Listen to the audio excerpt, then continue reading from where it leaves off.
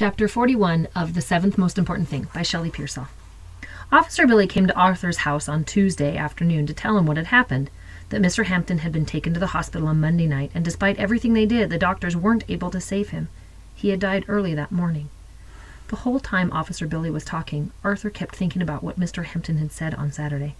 If something happens to me. He'd never imagined those words would come so true so soon. Not in a million years. Maybe Mr. Hampton had seemed more tired than usual on Saturday and had said some odd things, but they'd made a bunch of stars and Mr. Hampton had started to design a new table for his masterpiece. It wasn't possible that he was dead. When Arthur didn't say anything, Officer Billy patted his shoulder awkwardly and said if he needed to talk about it, his feelings, he could call any time. I realize this is tough news to hear. Even though he was afraid to ask, Arthur knew he had to find out about the garage and Mr. Hampton's project.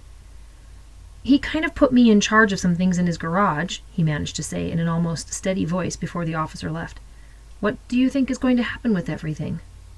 Of course, Officer Billy didn't have any idea what he was talking about. Don't worry about your probation, she said, patting his shoulder again. We can decide all of that later. I'll be back in touch in a week or so. Call me if you need anything. And then she was gone. Arthur waited until the next day at lunch to tell Squeak what had happened. I'm awfully sorry, Squeak kept repeating about every 5 minutes as his glasses steamed up with tears. I liked Mr. Hampton a lot, too. I know. Thanks. Arthur would answer each time, and then try to change the subject to a homework question or something stupid like that. Arthur's family wouldn't leave him alone after they heard the news. Officer Billy had called Arthur's mom at work on Tuesday to tell her. She came home early, a rare occurrence. I can't believe all of this had happened so suddenly. You just saw Mr. Hampton on Saturday, didn't you? Arthur's mom said, giving him a hug when she got home, which didn't help much. On Friday, Roger invited him to a Washington Senators baseball game to take his mind off things. When Arthur turned him down, he suggested bowling and then a movie.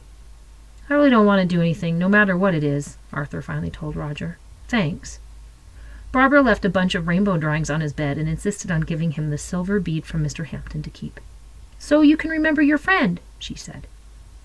Which was really sweet of her, Arthur thought, even if seeing the silver temperature knob from the toaster almost made him bust up and start crying.